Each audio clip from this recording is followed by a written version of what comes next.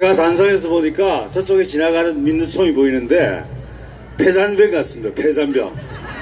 그런데 우리는 개선 장군 같습니다. 예.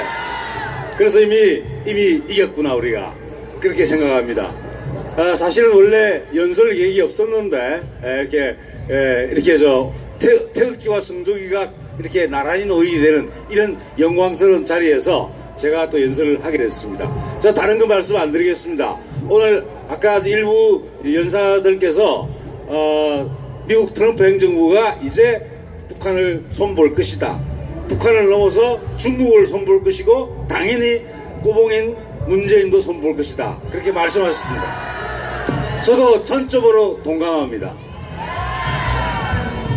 그런데 제가 말씀드리고 싶은 것은 우리가 박근혜 대통령에 대한 탄핵 그리고 문재인 정권의 출범 이 과정을 겪으면서 우리는 우리나라의 법치주의가 정말 완전히 무너졌구나 하는 걸 전 특히 뼈저리게 느꼈습니다.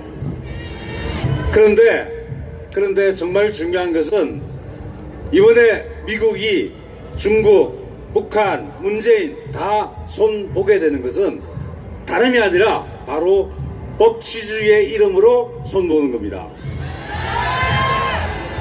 만약에 트럼프 행정부가 북폭을 한다면 그 또한 법을 집행하는 수단입니다. 만약에 트럼프 행정부가 북폭을 한다면 만약에 그 또한 법의 정의를 실현하기 위한 것입니다. 중국에 대한 무역 전쟁, 북한에 대한 경제 제재, 그리고 또 문재인 정권에 대한 압박, 이 모든 것도 법의 지배를 실현하기 위한 수단입니다.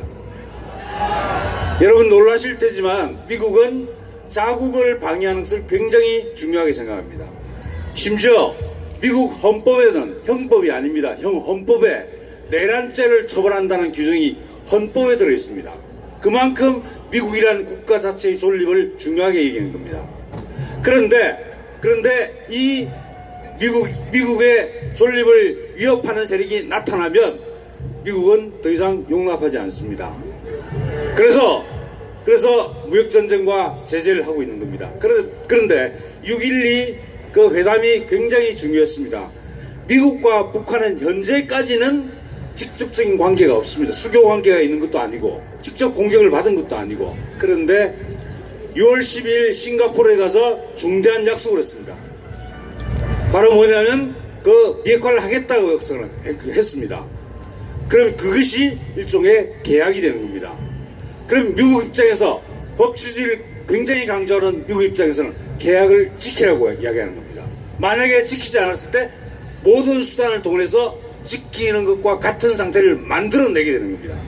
바로 그게 중국에 대한 무역전쟁, 북한에 대한 경제제재, 그리고 앞으로 있을지도 모르는 북폭, 레짐 체인지, 바로 이겁니다. 이건 바로 미국의 법치주의를 실현하기 위한 수단이다 하는 걸 말씀드리고, 미국은 그것을 통해서 이미 무너져 내린 대한민국의 법치주의를 다시 회복시켜 줄 것입니다.